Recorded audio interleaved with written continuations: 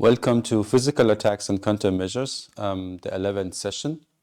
We deal now with SCA countermeasures, and this is the first part of the masking countermeasures. Good. This is what you already have seen, the agenda of such countermeasures. We have seen different kinds of hiding countermeasures, randomization, and also power equalization schemes. And now today we look at different masking schemes, and also we see the concept. Yeah, masking idea is actually to randomize the intermediate values of a cryptographic computation to avoid dependencies between the values that the attacker can predict and also the power consumption. We will see, you may think that, okay, this is similar to hiding by adding some noise or something else, but it's actually not.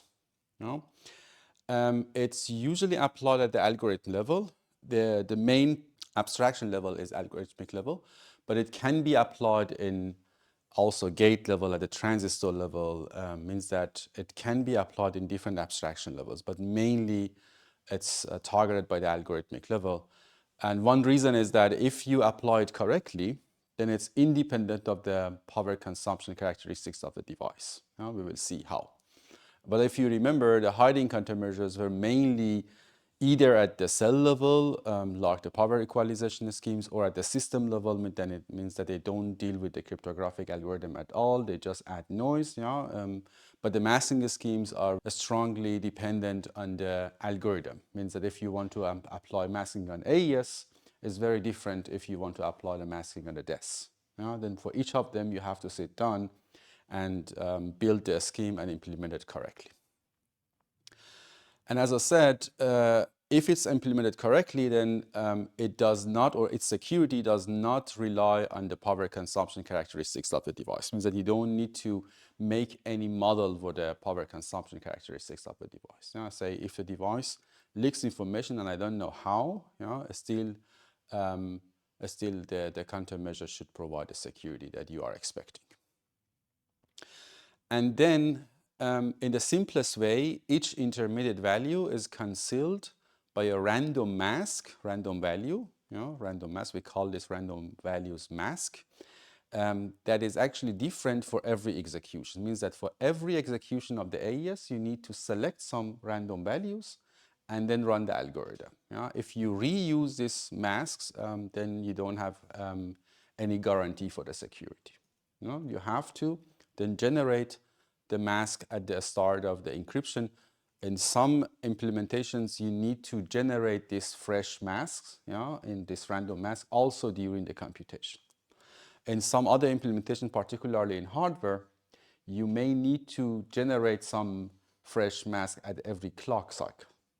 Because it's a hardware implementation, you can instantiate another module which generates the mask or fresh random values for you, and it should generate those number of required fresh masks every clock cycle. In software, of course, it's not that easy because you need to run a sequential program to generate some random values. Of course, some microprocessors provide some facilities to generate random values like TRNG, true random number generator, but it might be slow.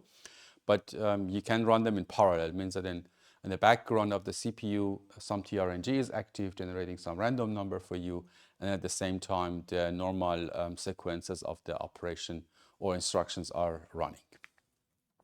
We have different masking schemes, and I have to say that they are highly connected to a concept which is called secret sharing. I don't know whether you have seen any secret sharing scheme during, for example, other lectures by Introduction to Cryptography or something like this. The idea comes from secret sharing schemes, but they are at a very, very low level. It means that they are not at the protocol level, but they are, for example, at the level of protecting or applying the secret sharing scheme on a small function or even on a gate, even single gate with two inputs. And we have different secret sharing schemes that we can use in masking concept, Boolean secret sharing scheme that we will see, multiplicative secret sharing, and also arithmetic secret sharing schemes. We will see them more or less in details. But what is a Boolean secret sharing scheme?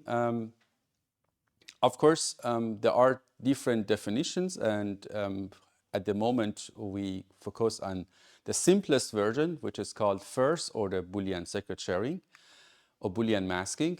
It means that you have actually secret value x, you know, and you want to represent x with two shares that we call them x1 and x2 in a way that if you have access to only x1, you don't have any information about x, and if you have access only to x2, you also don't get any information about x. It means that you share x in a secret way to two parties, and they individually have no idea about the actual or original value, which is x. But of course, if they team up, if they work together, and they exchange information, then they should get this information. They should recover x. It works actually like this, that if you want to generate x1 and x2, one simple way is to get a random value, m, generated randomly or uniformly at random, and then say x2 is m and x1 is x, the original value, x or m. And then give this value to x1, this value, and give this value to x2. And of course, it should be in a way that at any point in time, you XOR x1 and x2, you get the original value. Why it's important for us? The idea is that, this random value, m, should be, as I said, taken uniformly at random. Why? Because if you look at the distribution of m, this is the distribution of m. This should be actually completely uniform. This is the probability.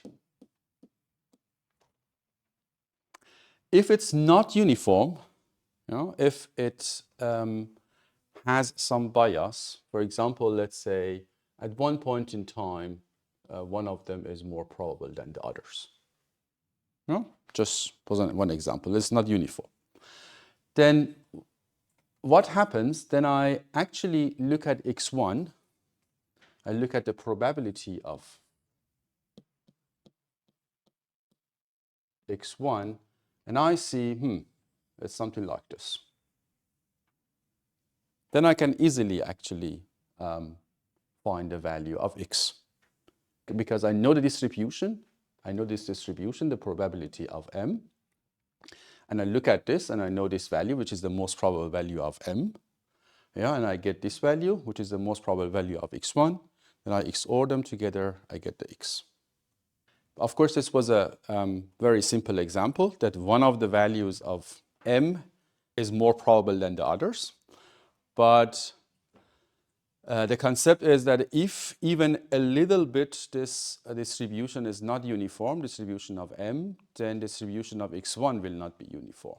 By keeping x, with having one constant x and repeating this sharing procedure, then you will find the value of the x, or you find some information about this. You should consider this as information theory procedure or information theory concept.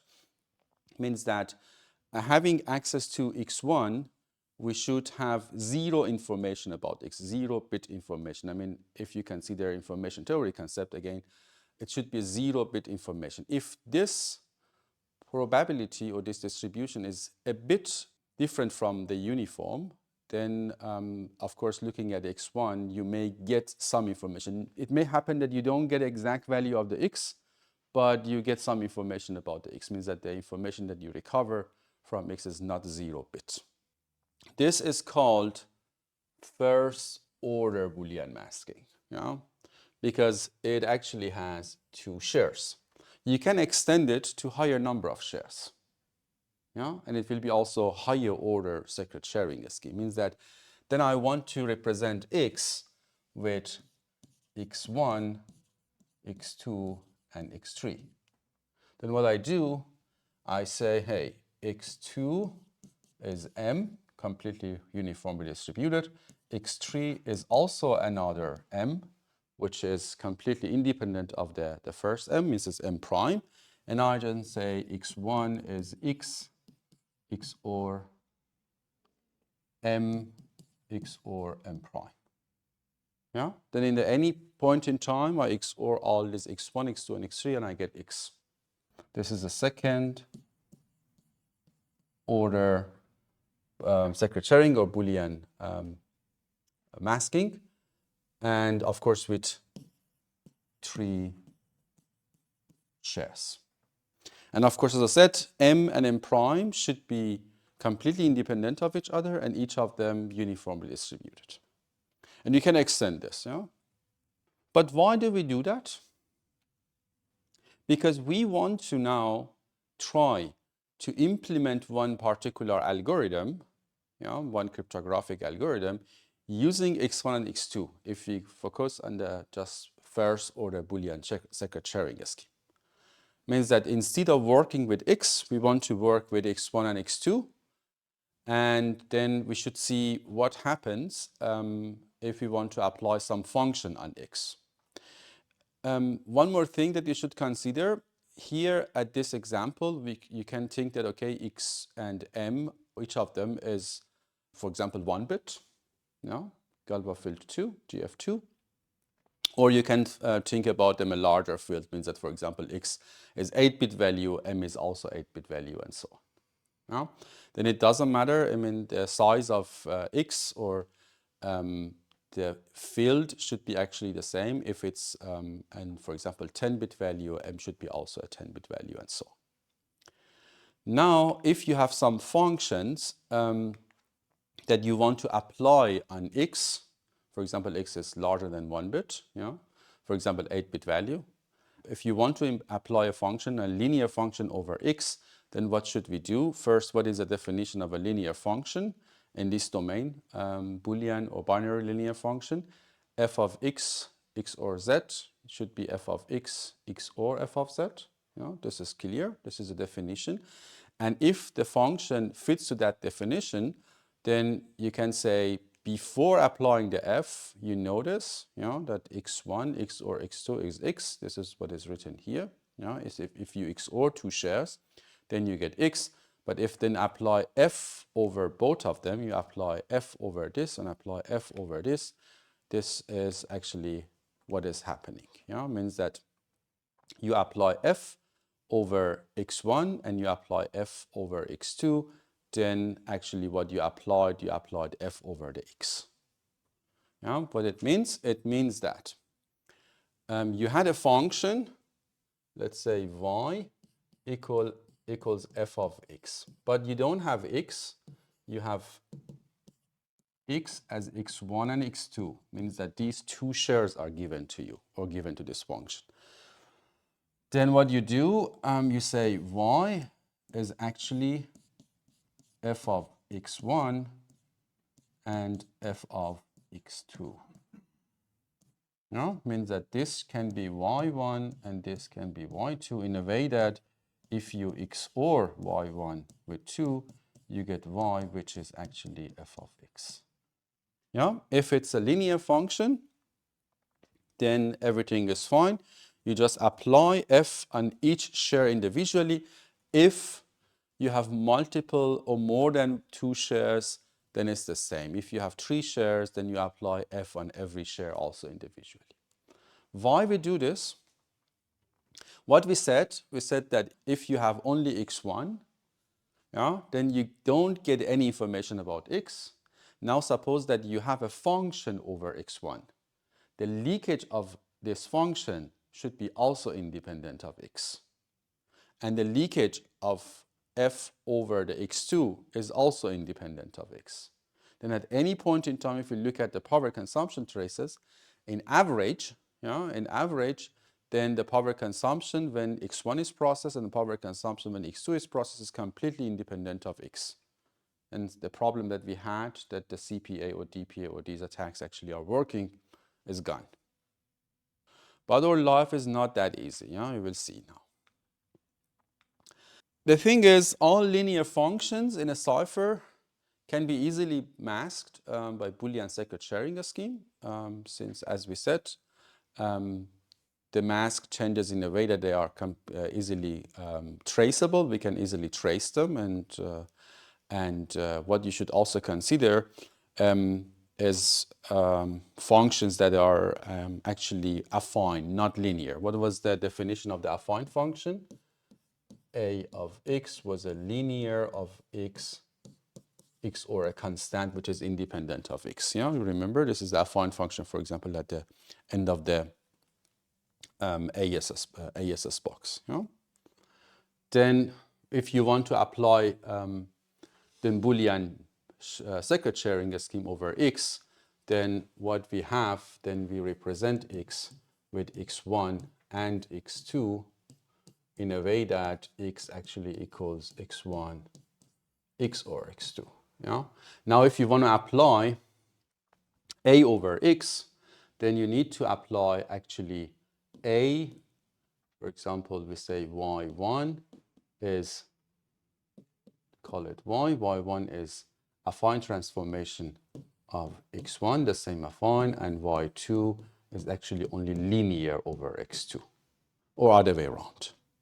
Means that you should apply the constant only once. If you apply the affine on both shares, the constant will be gone. You know? How to do it when we would have 3x? Then you apply the constant only on one share. You know? Or you apply the affine transformation on every share, because this is the matter number of times that you XOR with the constant is odd or even. They are cancelled or they are not cancelled.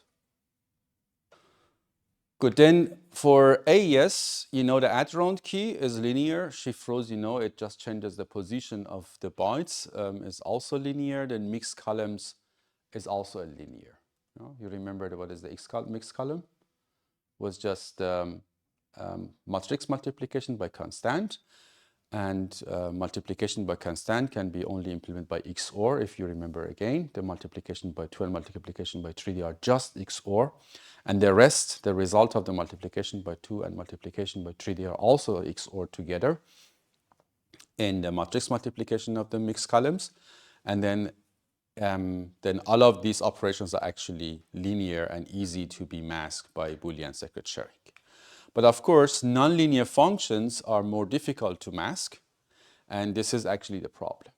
You know, it means that all the research which have been done in that area as to how to apply in an efficient way and correct way the Boolean secret sharing scheme on some nonlinear functions, you know, some Boolean or binary nonlinear functions like the S-box, because symmetric ciphers cannot be made only by linear functions. Yeah? Otherwise, the cipher will be easily broken.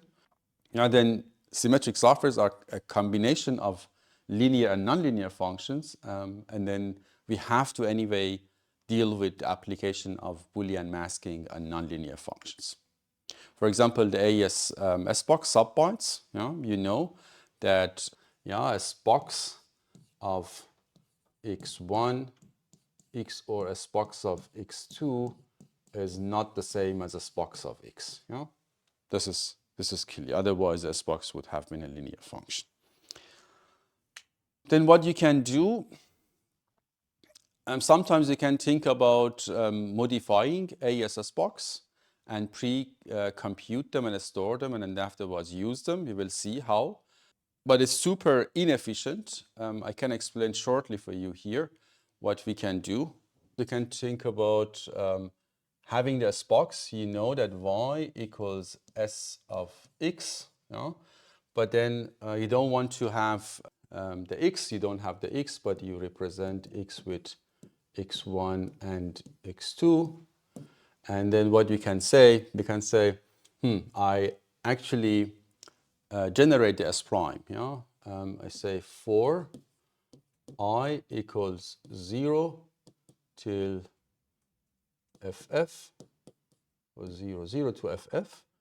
Then what I do, I say S prime of I equals S-box of I x or x2. And then, for example, XOR it with M prime. Now I will explain this. Means that every time that you have x2, what was the x2, if you remember, was the random value M. Yeah? Then what you say, I make a new lookup table. This guy, I make a new lookup table as prime for all possible values of actually x1. But based on what? Based on x2, based on m. I demask the input and then look at the sparks, but the sparks output should be also masked, you know, with some other mask values. Yeah, we will see this. But the thing is, here, every time that I want to apply the sparks, means that afterwards I can say y1 is s prime of x1 and y2 is the m prime. Then y1 x or y2 will be the s box of x, which is actually the y. Every time that I want to look at the s box, what I have to do, I have to generate this table first. Yeah, means that I go to a loop of 256 cases and generate the s prime and then reuse it. Of course, I mean, it's not acceptable. You know, every time I want to look at the s box, then you have to go to a loop of 256 cases. Or you have very much memory, then you actually pre-calculate this s prime for all possible values of x2. Yeah? And then means that not only 256 cases in the lookup table you need, but 256 by 256. Yeah? That will be a larger space that you need to pre-calculate everything. And then every time that you want to do the box lookup, then you can easily do this. Yeah? Then this is not easy, and as I said, very inefficient. And if you look at the smart cards, even the newer smart cards might be also challenging to do that. I mean, of course, many years ago, chip inside the smart cards were not capable of many things and having not very much resources. But nowadays they are more advanced, but it's still challenging if you want to implement the mask AESS box like this. Then one other thing that we may think of is the multiplicative masking, because the subbytes, if you remember, had a multiplicative inverse in GF2 to the 8. Yeah, this is clear, right? I mean, a couple of times I already explained this, that S of x is an affine transformation over the x inverse. Yeah, the x inverse was a multiplicative inverse in GF2 to the 8. We can apply actually multiplicative masking, means that if we mask x, and represent x with x1 and x2 in a different way, we will be able to apply actually the inversion like this. Yeah, we will see more details. It means that if you think that the input of the inversion is x multiplied by m, and then you can represent this as x inverse multiplied by m inverse. Now this is clear. But let's see what is the multiplicative circuit sharing scheme. Again, first order multiplicative circuit sharing is that you have x and you want to represent x by x1 and x2. Again, in a way that if you have access only to x1, you get no information about x. If you have access to x2, again, you get no information about x.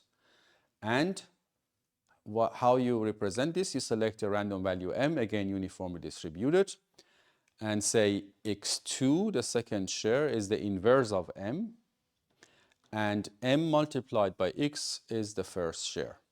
Then, at any point in time, if you multiply both of them together, you get x. What you should consider and keep in mind that m cannot be uniformly distributed over GF2 to the 8. Yeah?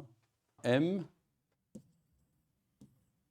belongs to, for example, f to 8, but minus 0. Right? Because if m is 0, then this is 0, this is also 0, then both of them are 0, then x1 and x2 actually do not represent x. You cannot reconstruct x. Then m, of course, should be uniformly distributed over this field. without 0. It means that not 256 values, just 255 values, but still uniformly distributed over this field. This box, as I said, is an affine mapping of the multiplicative inverse. This is what I explained. If you applied inversion over x1, then you get x multiplied by m, and then inverse, which will be x inverse, and then m inverse. x2 inverse, just call this y2, and this is y1. Now, if you multiply y1 by y2, what you get y1 is this, x inverse multiplied by m inverse and multiplied by x2 inverse. And what is the x2 inverse? Here, x2 inverse. Then this will be x inverse multiplied by m inverse multiplied by m will be x inverse. And the idea is that, okay, you apply the inversion over both shares individually, then it means that you applied inversion over x. Exactly similar to linear functions. You apply one f over both shares, then it means that you applied f over the original value if you have Boolean masking and the f was linear. Now the inversion is transparent to that multiplicative masking, and then you can easily apply the inversion over every share individually. It means that you apply the inversion over the original value. But we can apply this multiplicative masking over the inversion of this box, not over the linear and this addition with the constant. Then we have to transform from Boolean masking to multiplicative masking before the inversion of this box, and do the inversion, and then transform it back from multiplicative masking to the Boolean masking, and then apply this affine function, which is a linear and a constant, and shift rows, and the mixed column, and the add round key, and again at the start of the next subbyte, transform again Boolean masking to multiplicative, do the inversion, and so on. This is the concept that you may think of. Here is, for example, A is the input of this box. A is the input of this box, and X is the Boolean mask. And means that this is, for example, in our representation, that was x1, x1, which is the first share of the Boolean masking at this input of this box. Now what we do here, this is another mask, which is multiplied by this share. Means that this is now m prime, let's call it m prime, and this again belongs to f minus 0, right? Again, this is one of the multiplicative masks. Means that you select this randomly, but you should make sure that the 0 is not selected. Now, if you write the formula, you see that here, the original value, x OR with x, here multiplied by y. And at the same time, here we have to compute something else based on the masks individually to be able to remove some parts. Means that what we want to get A, the original value, multiplied by the multiplicative mask. This is what we want at the start of the inversion. Let's look at here. This is the start of the inversion. This is what we want. The original value multiplied by the multiplicative mask. This is what we want. Then if you look at here, A multiplied by y is something that we want, but x multiplied by y should be removed. Then here x, which is the Boolean mask, multiplied by the multiplicative mask, this is the same. Y. They are multiplied together, and this is multiplicative mask multiplied by the Boolean mask, and this term is removed, and you get exactly what you want. Means the original value multiplied by the multiplicative mask. And then you invert the inversion. This is exactly what you see here, inversion. And then this is the inverted value. And at the same time, what you need to do, you also need to invert this multiplicative mask, this M prime. It was also in the previous slide what I explained. You also invert the multiplicative mask. And if you look at here, you need to provide or multiply it with the Boolean mask, to be able to again remove some part and convert this back to the Boolean mask. If you look at here, this is what we had in the inversion, which is actually A inverse multiplied by Y inverse, and then you add it with the Boolean mask again, this X, the Boolean mask, multiplied by the inverse of the multiplicative mask. Now, then what you can do, you just need to multiply it by Y, again by M prime, here to remove everything and get the inverse of the original value XOR with the Boolean mask, this Boolean mask that you had. And this way you have a ESS box. Of course, there are a lot of multiplications and additions, means XOR. XOR is pretty cheap compared to multiplication. Multiplication in Galois field is not that cheap, either in hardware or software, but anyway, this is easier and simpler than pre-calculating everything. If you look at here, of course, X is never given. Here is M prime, the multiplicative mask, and X is here the Boolean mask. Never the original value is actually given here. Afterwards, you can apply the affine transformation over this by a linear function over this and constant, and then apply the linear function over the M. This is what I already explained. If you have an affine transformation over Boolean masking, then you need to apply the affine over one of them and the linear function on the other one. There is a problem here. We have seen all of this and all these developments and so on.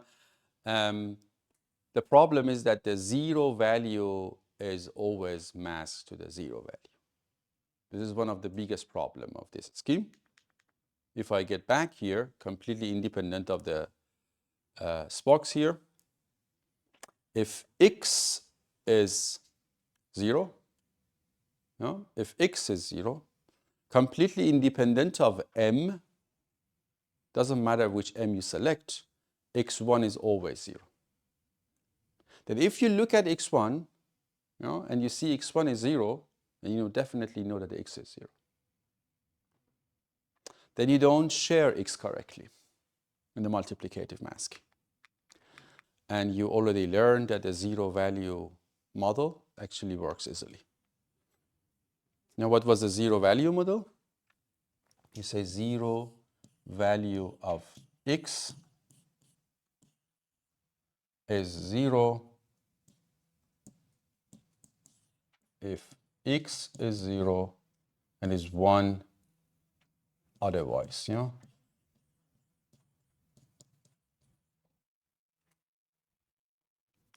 Because when the input of the SPOX is 0, X is the input of the SPOX, When this is 0, X1, which is processed by the algorithm, is also 0.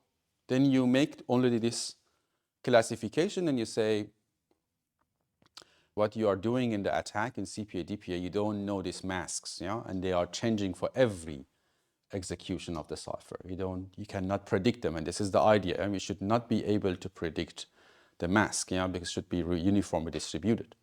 And then you just deal with the predictable values and you say, if the SPOX input is 0 based on the plaintext XOR key, then instead of Hamming weight, Hamming distance, any model I say just 0 and 1, then the attack actually should work, because X1, what is processed inside the circuit, is always 0. One solution to the zero value problem of the multiplicative masking is to turn the values or the SBox input to 1 if they are 0, and do the entire inversion, and then at the end bring it back to 0. We are dealing only with the inversion. We are not dealing with the SBox, because we know the SBox is just inversion and then affine transformation. S of x is the linear function over x inverse, x or with a constant. We are dealing only with the inversion at the moment. We say if x equals 0, then x inverse is also 0. But if x is 1, the x inverse is also 1. This is what we know. Suppose now that what we do, we define one value and we say t equals 1 if x equals 0. Then what we do, we say x or t, and then we inverse this. Have you ever heard of Dirac function? This is 1 if x is 0 and it's 0 otherwise.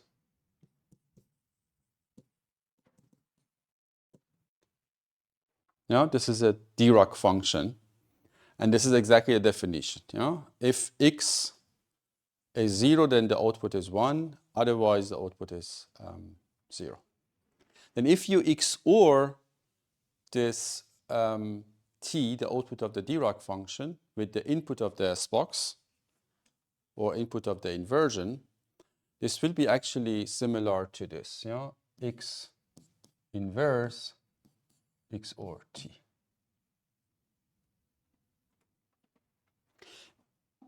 Let's consider all these cases. If x here is otherwise, means that x is not 0, then what happens? T is definitely 0, and here is also 0, means that x inverse equals x inverse. Doesn't matter. But if x is 0, then what happens? Is 0 XOR 1, and this is actually 1. And here x0 is anyway 0, and t is 1, which is also 1. Then you can write this equation, that if you define t as the Dirac of x, then you can write this equation. Why it's helpful? Then you say, I apply this function over the input of the SBox, and then I do the inversion. At the end, I can remove the t, which I have added. But the problem is that we do not have x. We have x1 and x2. We have x1 and x2 in a way that x equals x1, x or x2. Now I want to get t, which is a single bit value, for example, single bit value, binary value. But then I want to get t over this function, what you see here. Then I need to represent t, Dirac of x, also with t1 and t2. What is this delta of x? How can I check if all values of x are 0? This is a large NAND gate, means that if I represent x and say x with the bits of the x, x7, x6 till x0, then t equals x7 and x6 and x1 and x0, and then invert. This is a NAND operation. Then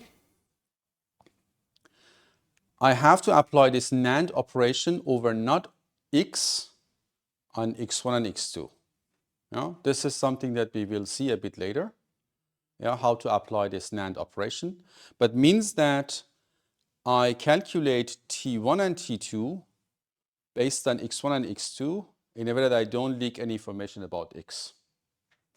Then I have these two. Yeah? I mean, this is what is given. Based on that, I calculate T1 and T2. Then I say x prime 1 and x prime 2 are actually my new x, or let's say this is my x prime value. Yeah, in a way that if I XOR them, x prime 1, XOR x prime 2, what I get this, what I wrote. Yeah, I get this. Means that x prime 1 equals x1 XOR T1, and x prime 2 is x2 XOR T2. Means that I just XOR these two shares together and XOR these two shares together. Now I have this guy. Now I have this guy. Then I can do the inversion. Yeah? Then I can do the inversion, means that this goes to the Boolean to multiplicative masking, and the inversion and everything, you know, means that I get y prime as y1 and y prime 1 and y1 prime 2 in a way that what, if I XOR them together, what I get x inverse XOR t, you know, which is actually the y prime. I defined this. I mean, this was clear, yeah? This was what we have seen in the large diagram of changing from the Boolean to multiplicative, and then inversion, and then multiplicative masking to Boolean masking. Then what I need to do, I need to then XOR these guys with the same t that I had, with T1 and T2. Yeah? Means that I then say y1 is the y prime 1 XOR T1, and y2 is the y prime 2 XOR T2. Now, if I XOR these two together, what I get x inverse. And this doesn't have the problem of the zero value. Why? Because, again, as I said, if x is 0, it turns to 1. Yeah? And then during this Boolean to multiplicative masking and inversion, everything, then if x was 0, now it's 1. And if x is 1, the problem of multiplicative masking, having the 0 value mapped to 0, doesn't happen anymore. By this, you learned completely what to do. The only thing that you have not learned is actually this guy. You know, how to apply the AND over this. To show you how the AND operation works, now let's have the very simple solution for the AND operation. Means that you have x and y, you want to calculate this, but you don't have x and y. You have x as x1 XOR x2, and you have y as y1 XOR y2. Then I just write it down, and I said z equals x1 XOR x2 and y1 XOR y2. What is the result? Is x1 y1 XOR x1 y2 XOR x2 y1 XOR x2 y2. Right? And this is z. Now what I want to do, I want to represent z with also Z1 XOR Z2, then some of them should be Z1, some of them should be also Z2. Yeah? Then what I can do, I can just call this Z1 and call this Z2. But if you look at Z1, it's actually X1 and Y1 XOR Y2. What is this? This is Y. And if Y is 0, this is also 0. Yeah?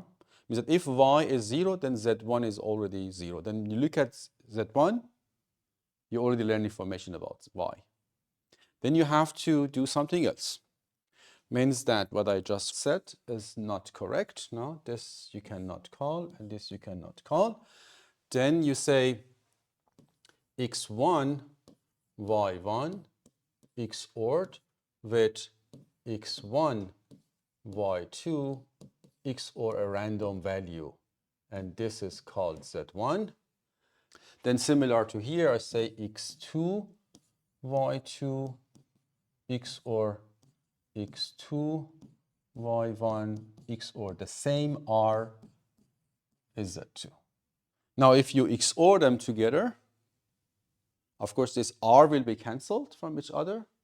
And then you have all these terms that we have written here. Means that some of this will be also exactly Z.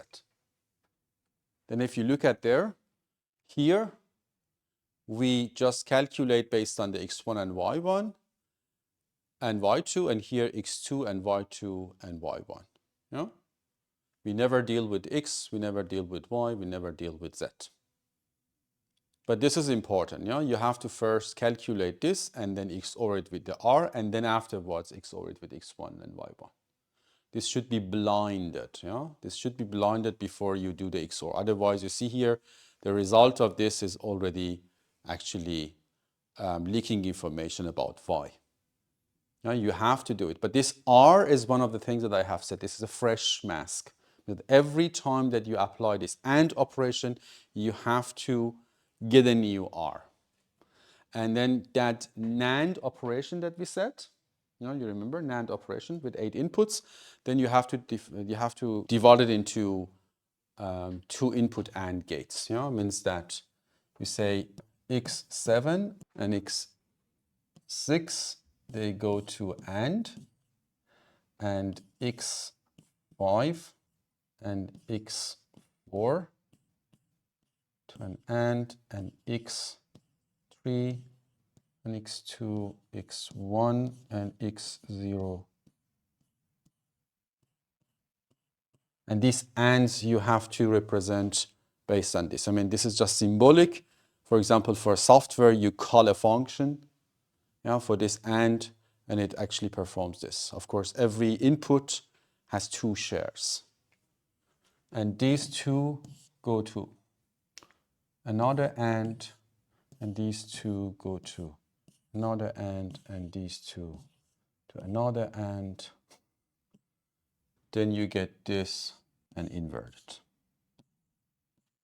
How does the inversion over the shared values? How do you represent this? If X is represented by X1, XOR X2, what should be the Y1 and what should be the Y2? Just one of them, yeah, that's true. X1 invert and here X2. Then you invert only one of the shares. It doesn't matter how many shares you have, yeah? It's exactly a affine transformation because this inversion is also XORing with 1. Then you XOR this one with only one of the shares. Doesn't matter how many shares you have. And doesn't matter to which share. Now, it doesn't have any effect on the security or anything. Good. This is one way to do the AES box. Let's see something else. There is another way to do it for the AES. It's a bit ad hoc. It's not as formal as the other one that you have seen. This is based on the pre-calculation of the box. which what I have already shown you. But the idea is to generate this remasked boxes or lookup tables, but then reuse them during the one encryption. Means that not inside the round, for example, subbytes in the first round use some boxes, but how to make sure that the same pre-calculated boxes or masked lookup tables we can use in multiple rounds. Suppose that you get the plain text, and which is 128-bit or 16 bytes, and you get also M and M prime, each of them, again what? Each of them 16 bytes and fresh random, completely independent of each other byte-wise, and also each byte is taken at random from a uniform distribution. What we do here and what we say, we want to make sure that at any point in time, if you XOR share 1 and share 2, you get the original value of the AES. Now, at the start, we say P1 XOR P XOR M. This is what you have seen. Before, P is the, let's say, a secret value that you want to mask. Then, and you say M, the random value is P2, means that if you XOR P1 and P2, you get P, which is the plain text. Then for the add round key, the key is not masked. We will talk about this later, whether you need to mask the key or not. We will talk about this. But add round key here is just P1 XOR K, means that you XOR the key with the P1 and you get here, you call it S1 and you call here S2, which is the P1. Means that again, if you XOR S1 with S2, what you get P XOR K, which is the result of the add round key. Now for the subbytes. The idea is that, okay, you have 16 different lookup tables as prime of J, and then you give them the jth byte of S1, and then you change them and replace them with the S1. Means that S1 of J will be the output of the lookup table, but not the box as prime, but actually there is not a single lookup table as prime, but there are 16 different. And based on the byte, you need to call a different lookup table. Now let's look how the S prime is defined. Here, S prime of J, we pre-calculate this and say, okay, we go through all possible values, 0 to 155.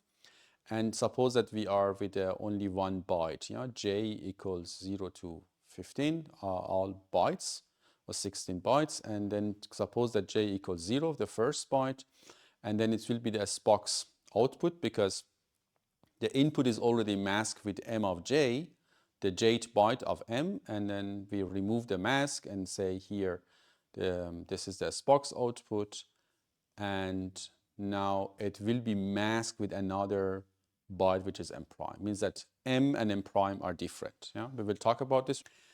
Means that here we pre-calculate 16 lookup tables, which are called S prime, and then we can use them here.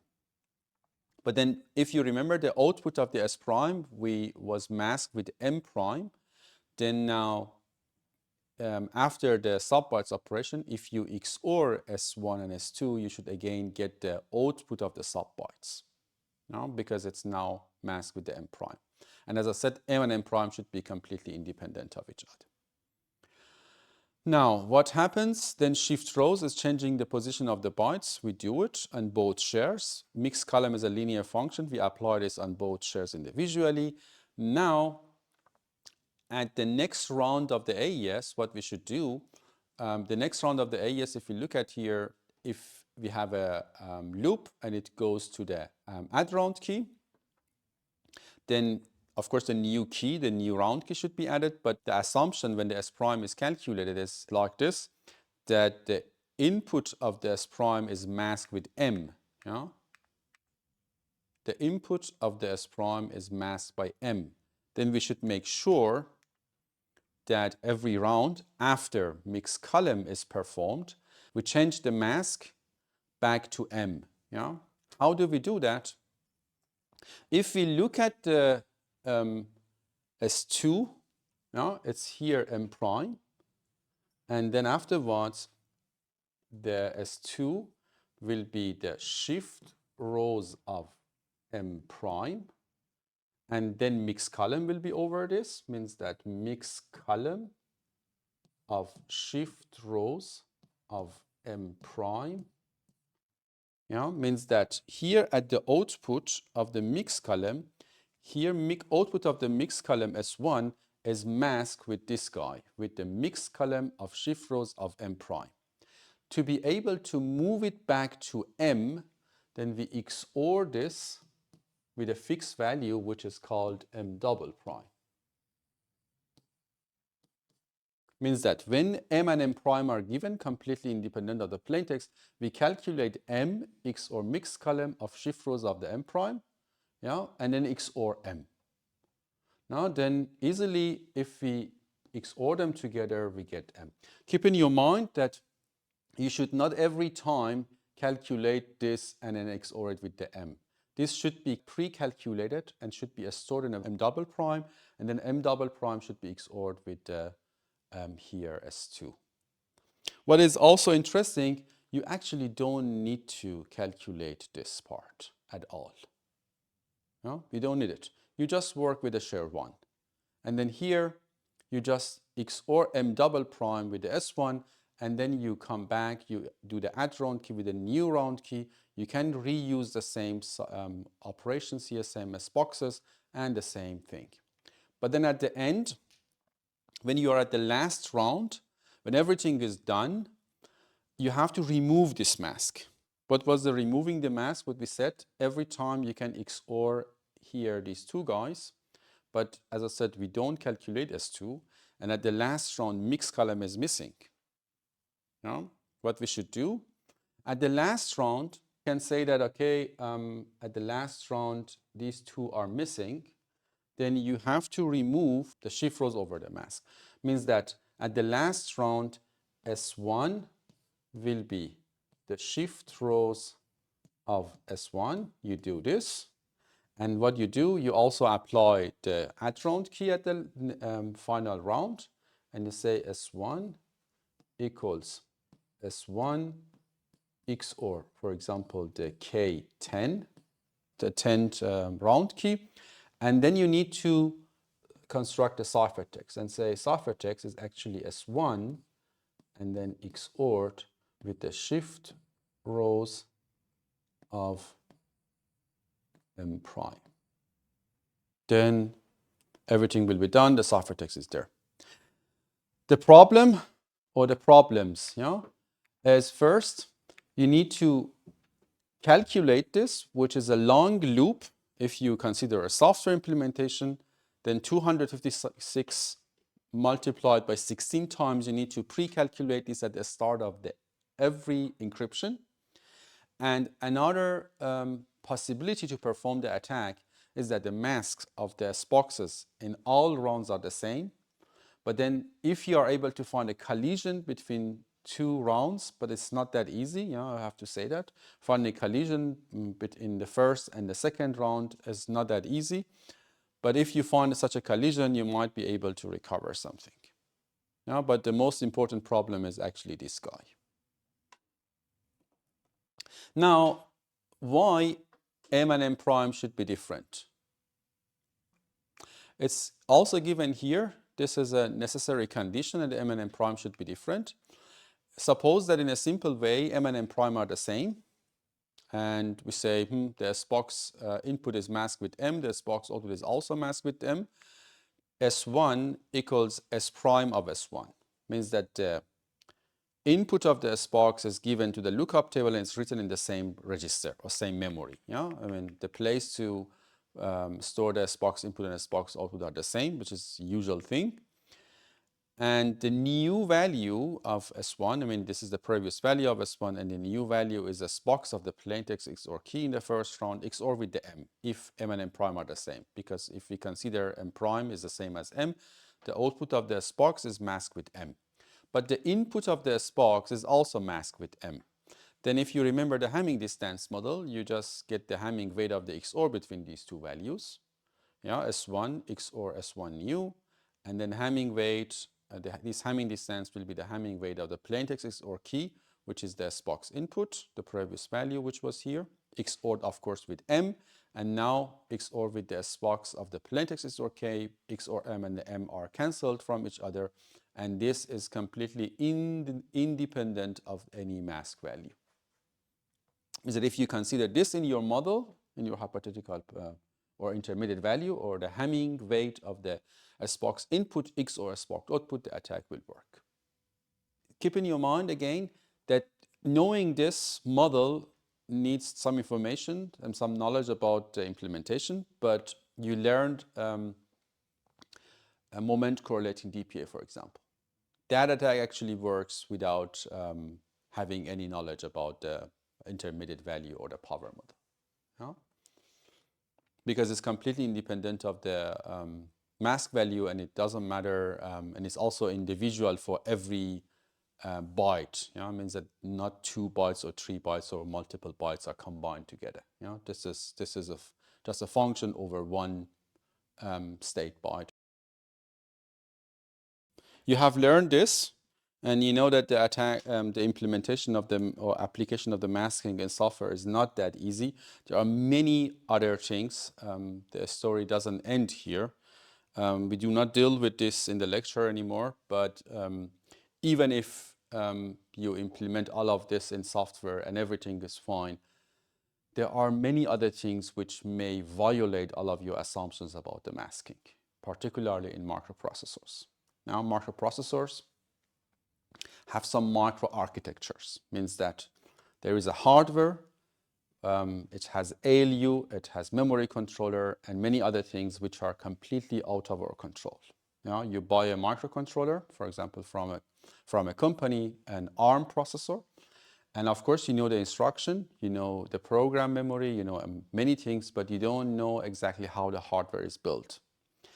And the assumptions that we have always like this, that the leakages of one instruction, for example, instruction 1 with some operand, OP1 and OP2, and then the next instruction, instruction 2 with another operand, 3 and OP4, they are completely independent of each other.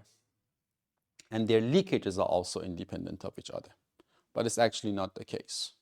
In the microprocessors, depending on the architecture, depending on the pipeline, depending on how the ALU is built, depending how the memory unit is built, then there might be some leakages depending on operand 2 and operand 4, or operand 2 and operand 3, and so on. It means that between consecutive instructions which are happening in the CPU, there are some leakages. That if you consider every instruction individually, then you can prove the security of your implementation, but the hardware of the microprocessor kills everything that you built. Then there are a lot of research in that domain, how to model the behavior of the microarchitecture of the CPU and how to avoid these leakages. Of course, at the end, the implementations will be very, very large and very inefficient. And then knowing some information about the architecture of the CPU, of course, helps to reduce these overheads. For example, if you deal with RISC-V, RISC-V processors, they are open source, means that you know exactly the architecture, you know the hardware implementation. Even you can have the netlist of your implementation if you want.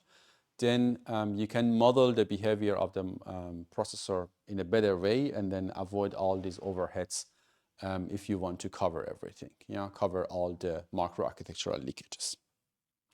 In general, it's not that easy to build something in software, particularly embedded software, which is in practice secure. And I have to say that many years ago, the researchers focused on hardware, because many researchers said, software is easy. We can easily prove the security of the mask implementations because the instructions are considered completely individually and independent of each other. Then let's focus on hardware, because hardware is much more unknown and you don't know how to implement masking in hardware. We will see this next session. And then during the last, let's say, 10 years, many things have been built and the foundations for masking in hardware, and researchers learned really how to do it. yeah, and with some proofs, and now we know exactly how to do it in hardware. There are solid ways to implement masking in hardware with guarantee that the model and or theory fits to practice. But we look at now at the software side and see everything which have been built, let's say 10 years ago, they are not secure anymore. You know, because first we learned how to perform the attack in a better way, we learned how to evaluate the implementations in a better way, and then nowadays a lot of focus are on the implementation of the masking in software in a way that the macro architecture is not known. You know, if you know the macro architecture, of course you can more easily apply masking in software, but if the macro architecture is not known, for example, you have a software developer, you know, software developer just writes the program, you know, doesn't know the hardware and cannot change anything about the hardware, you know. How can he or she be able to implement these schemes in a secure way, not only in theory, but also in practice? Now, suppose that everything is done, you know, you implemented everything correctly, and they are secure, but I mean, again, we have to then define the adversary model. Because this security that we call, or what we say one implementation is secure, is not absolute. No? We cannot say that something is secure. If you remember one of the first sessions, I said we have to define the adversary model and say under this adversary model we can prove the security or we claim the security. One thing that you have seen, for example, first order Boolean masking, what we say, x is represented by x1 and x2. What we said, if you have access to x1, you don't have any information about x. If you have access to x2, you don't have any information about x. But how about having access to both of them? Now, what we say, we said f of x1 is leaking about x1. It doesn't have any information about x. It's okay. And f of x2 is also leaking about x2, and it's not related to x at all, and then it doesn't matter. But how about combining the leakages of f over x1 and f over x2? Now, if I combine these leakages, means that I have some information about both of them. Then I should be able to perform an attack. Then based on that, the attacks are defined, or let's say the ways that the attack are performed and the mask implementations are defined. First of all, consider this, which was an unprotected implementation. Of course, it's a symbolic representation. It can be software or hardware, it doesn't matter. Plaintext XOR key is given to the SBox, you know, and then we had the power consumption traces, and then we look at one point in time, and then we perform DPA, CPA, or mutual information. This is what you have learned, and at every point in time individually we have performed the attack, you know? And that was actually a univariate power analysis attacks. No? This CPA, DPA, or mutual information analysis, which were performed on every point in time individually, is considered as univariate attack. Now, if you have a mask implementation like this, yeah, then the plaintext XORed with the mask, and then the key and the mask as box. I mean, this again can be hardware or software. The input is masked with M, the output is masked with M prime, and this is the mask output. Yeah, in some point in time, for example, M is processed. Another point in time, the SBox is processed. Yeah, suppose that this is x1. The value is processed, it's masked with M, and now at another point in time, M itself means that x2 is processed. Now I want to combine these two leakages, which are happening in two different clock cycles. I want to combine them and then perform the attack. You can easily run the bivariate mutual information analysis. Now, what was the mutual information? It doesn't consider any statistical moment. Now, if you remember, then it looks at only at the distribution of the leakages. And now, if you consider now the leakages in two dimensions, means that the leakages are not only here. Random variable has two dimensions, then you can get the joint probability distribution at these 2 points, and based on that, get the conditional entropy, again, of these joint random variables, and then perform the mutual information. Or what you can do, you can combine them in a different way. Yeah, we will see now in the next slide. But what is important, this is considered as a multivariate attack. Yeah, means that you are combining 2 points of the power consumption or side channel leakages. It can be also multivariate, more than 2 points, 3 points. For example, if you have x1, x2, and x3, then you have to combine 3 different clock cycles or leakages at different clock cycles to be able to perform an attack. Then the difficulty of these attacks is to find these 2 positions. Of course, you can say, I know the distance, similar to moments correlating DPA, and I know the distance, so this number of points that they are different from each other, and then I move a window. But then the question is, how can you find this distance? It's not similar to moment correlating DPA to be able to find these 2 points based on SNR, because M is completely out of your control. You cannot run any or calculate any SNR based on M. Because M is completely out of your control. And then you can also not get anything here because this is also completely independent of the plaintext because this is fully masked with M, which is fully random and uniform distribution. This was a univariate and multivariate attacks, and now let's look at some other things to be able to define the higher order power analysis attacks. Some of this I already have explained to you about higher order statistical moments. Suppose that you have these distributions, 5 different distributions, and then if you look at, for example, the averages, they might be very similar to each other. You may not be able to distinguish them via the mean. But if you look at their variance, and what is the variance? You remember again the variance? Second order, what? Centered statistical moment, no?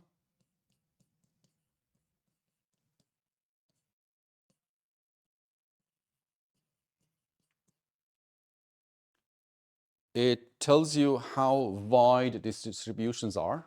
You can see, for example, let's say they have the same width, and they have also the same width. It means that you can distinguish these 3 from these 2 by looking at the variance. But there is something else, skewness, for example, which is what? Which is the third order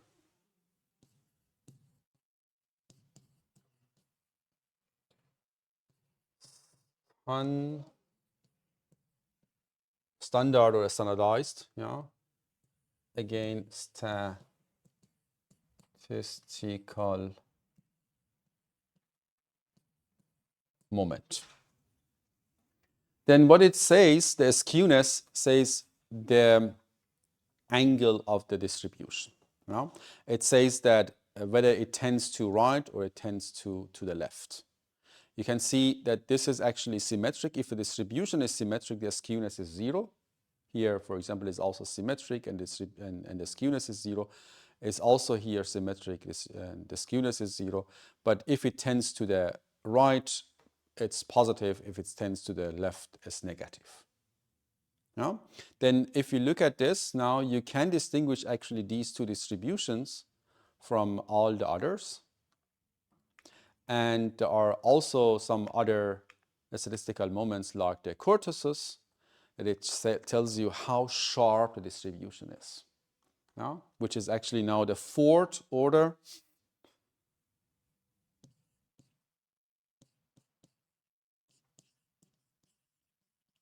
What order what?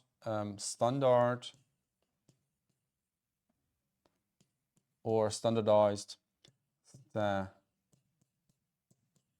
statistical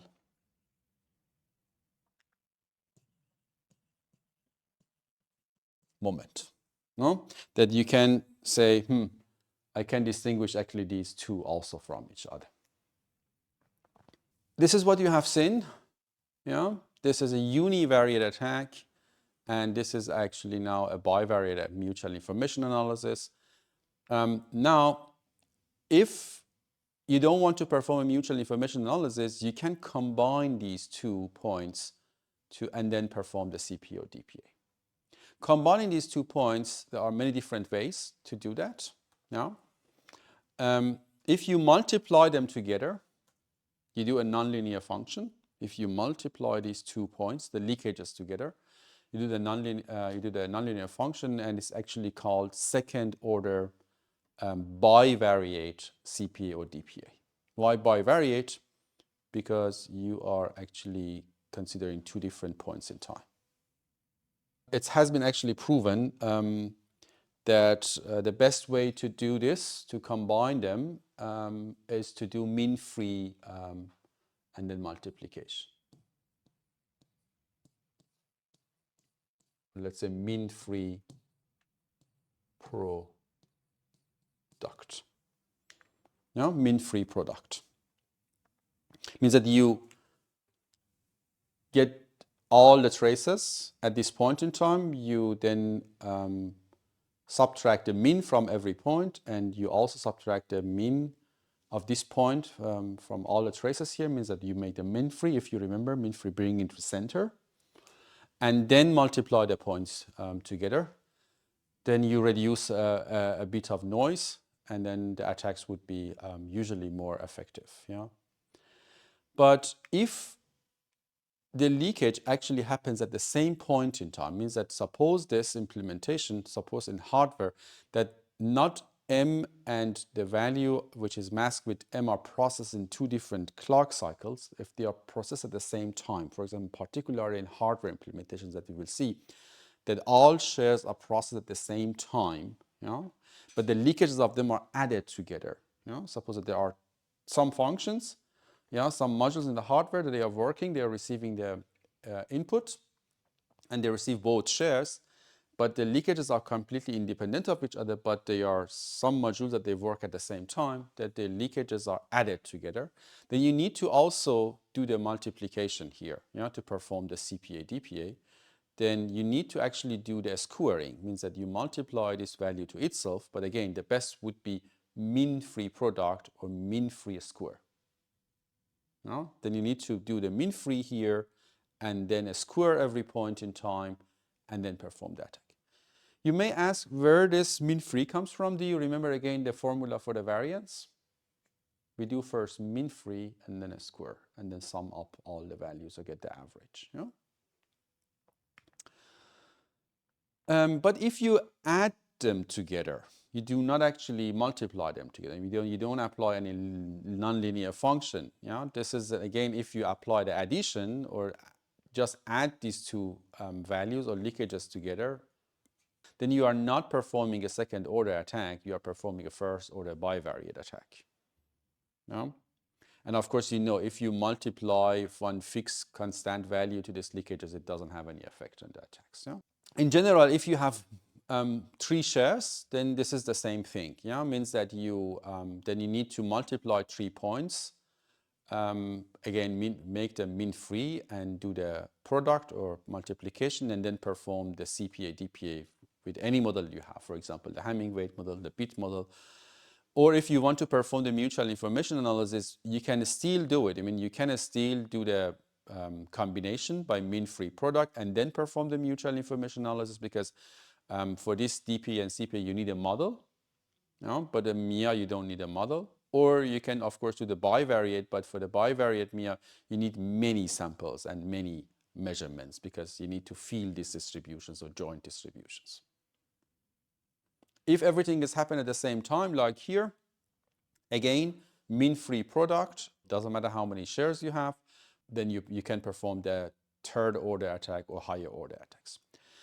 You may say, you do all of this, masking with a lot of things, but the attacks are still are possible. Of course, the attacks are possible, but the benefit is that performing the higher order attacks needs many more traces. Because by this mean-free product that we do, we actually multiply the noise as well.